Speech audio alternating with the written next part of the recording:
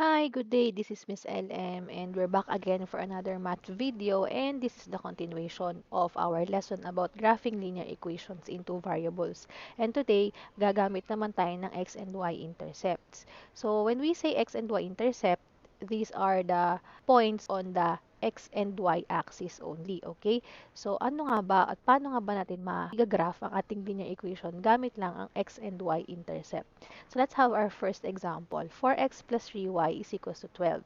So same steps po ng ginawa natin sa graphing linear equation using 2 points. We're going to substitute a value. But in this case, yung value po na ating isa-substitute ay 0 lamang. So for our first point, ang atin pong given ay y coordinate which is 0, and on our second point, the given is the x coordinate which is 0. Tandaan po, kapag x-intercept, ang y po natin lagi ang 0. At kapag y-intercept, x naman po natin yung 0. So, for point A, ang hinahanap natin dito is x-intercept. For point B, ang hinahanap natin dito is y-intercept. Tandaan po, kapag x-intercept ang hinahanap, ang y natin ang 0. Kapag y-intercept ang hinahanap, x natin yung 0. So, let's look for the x-intercept of our point A. To get the x-intercept, we let y is equals to 0. So, yung 3y natin, maging 3 times 0, so automatically that will be 0.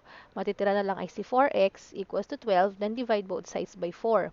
But kailangan i-divide by 4 kasi nga po, kailangan natin ay value lang ng x. So, para maging positive 1 lang yung numerical coefficient ni x, dinivide natin sila by 4. So, x is equals to positive 3. So, ang atin pong hinahanap na coordinate is 3 and 0. And itong 3 and 0 na to na x-coordinate ay ipa-plot natin sa mismong x-axis kasi nga x-intercept siya. Then, for the y-intercept, kailangan natin iset ang x as 0. So, kaya po 0 yung given natin dyan. Yung x, papalitan natin ng 0. Magkakaroon tayo ng 4 times 0 plus 3y is equals to 12. So, since 4 times 0 is 0, matitira na lang sa left side is 3y equals to 12. Then, divide both sides by 3. Bakit po kailangan mag-divide? Kasi nga po, y lang yung hinahanap natin. Positive 1 dapat yung kanyang numerical coefficient. So, that will be y is equals to positive 4. And that will be our y-intercept. So, for point B, we have 0 and 4. And tandaan nyo po, pag y-intercept, ipa-plot natin siya sa mismong y-axis. X-intercept, ipa-plot sa mismong x-axis. Y-intercept, ipa-plot sa mismong y-axis. So, i-plot na natin sila. We have 3 and 0, asa ng positive 3 ng ating x, so doon natin siya ipa-plot. And then, we have 0 and 4, nasa ng positive 4 ng ating y, so doon natin siya ipa-plot. And then, after plotting the point, saka tayo magdodraw ng ating line. And this will be our line for the linear equation of 4x plus 3y is equals to 12. So, that's for example number 1. Let's move to our example number 2. Okay, so we have here x minus 3y is equals to 6. So, naka-standard form siya and gagamitin ulit natin is si x and y-intercept. To get the x-intercept, kailangan po nating iset si y as 0. To get the y-intercept, kailangan nating iset si x as 0. For point A, x-intercept ulit ang hinahanap, and for point B, y-intercept ulit ang hinahanap. For point A muna tayo, paano ulit maghanap ng x-intercept? We let y is equals to 0. So, 3 times 0 is 0. So, x is equals to 6. Ipa-plot natin yung ating point A sa positive 6 ng ating x-axis. Then, for our second point, let us have x as 0 to get the y-intercept. So, here is our linear equation. Substitute the value of x as 0. And then, the resulting equation will be negative 3y is equals to 6. Do not forget to divide it by the numerical coefficient of y para maging positive 1 na po yung ating numerical coefficient ni y. So, divide by negative 3, magkakaroon tayo ng y is equals to negative 2. Okay? So, that will be the y-intercept of the linear equation x minus 3y is equals to 6. So, pwede na tayo mag-graph. Point A, i-graph natin sa x-axis or ipa-plot natin sa x-axis, and yung point B, ipa-plot natin sa y-axis. Here is our Cartesian plane. Positive 6 ng ating x-axis and then negative 2 ng ating y-axis. There you go. After plotting the 2 points, draw a straight line. So, use a ruler to draw a straight line. Then, this will be the graph of the linear equation x minus 3y is equals to 6. Now let's have our third example. We have here y is equals to 2x plus 4 and this is written in the slope-intercept form. So same procedure pa rin naman po tayo. Again, we're going to use x and y-intercept. That means yung ating first point po, ang gagamitin is x-intercept and yung second point po is the y-intercept. Let y is equals to 0 to get the x-intercept. Y will be substituted by 0. So we have 2x plus 4. Then we have to eliminate this positive 4 on the right side para matira na lang si x. So we need the additive inverse of positive 4 and that is negative 4. So negative 4 plus 0 is negative 4. And then on this side, makakancel na siya. Matitira na lang ay si 2x. Then divide both sides by positive 2. Then the value of x is negative 2. So the x-intercept for point A is negative 2. Again, ipaplat natin siya sa ating x-axis na negative 2. For the y-intercept of our second point, we have here y is equals to 2x plus 4. Again, substitute x by 0 to get the y-intercept. Y is equals to 2 times 0 is 0 and then plus 4 is 4. So, y-intercept is positive 4. Paplat natin siya sa ating y-axis sa positive 4 na y-axis. Okay? So, let's plot this na on our Cartesian plane. Negative 2 nasaan? Ito po siya. So, hindi sa positive 2 sa negative 2 of x-axis. And then, positive 4 ng ating y-axis for the y-intercept. Then, draw the line. And it is increasing from left to right. Positive kasi yung slope natin, di ba po?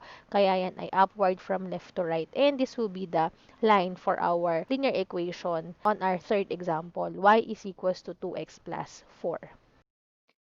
Okay, down to our last example. In graphing linear equation using x and y-intercept, we have here the slope-intercept form of a line. Y is equals to negative 3x minus 9. To get the x-intercept, we let y is equals to 0. And to get the y-intercept, we let x is equals to 0. So here, x-intercept mo nang hinahanap. So let y is equals to 0.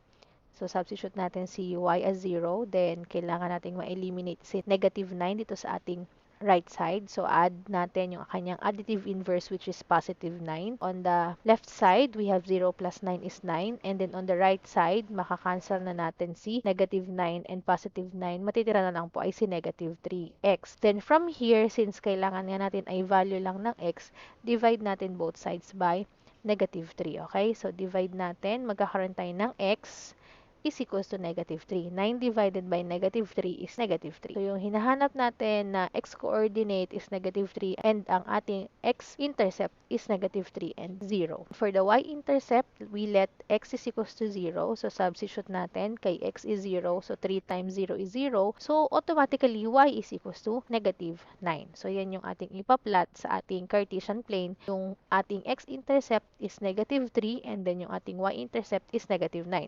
So, both of the point will be plotted on the negatives of each axis. So, dito po muna tayo sa x, asa ng negative 3. So, nandito po siya. And then, nasa ng negative 9 ng ating y-axis. Dito po. Pwede pa naman po ito i-extend, di ba po? So, nandito yung negative 9 natin. Wala lang siyang number, pero pwede natin siyang i-extend. So, from here, we have to draw the line passing through the 2 points, and this will be our line for the linear equation y is equals to negative 3x minus 9. And as you can see, negative yung slope natin dyan, kaya downward from left to right yung ating graph, okay? So, that's all for our graphing linear equations into variables using x and y-intercept. Same step po siya nung ating naunang lesson about graphing linear equation using 2 points. Dito lang po, ang isinasubstitute natin is yung ating 0 para lang po makuha yung ating intercept. To get the x-intercept, we let y equals to 0. And to get the y-intercept, we let x is equals to 0. And yung pagpaplat ng points, pag sinabing x-intercept, sa x-axis. Kapag sinabing y-intercept, sa y-axis. So that's all for this video. I hope you learned something and stay tuned for the last part of this lesson wherein we have graphing linear equations into variables using slope and the point. Okay? So isubscribe nyo na po at huwag kalimutang i-click yung notification bell button para ma-notify kayo kapag in-upload ko na yung ating last part nitong ating lesson na ito. And also for the future videos na i-upload natin. Okay? Huwag nyo rin kalimutang mag-comment, mag-like, and thank you for watching. I hope you learned something. Bye-bye!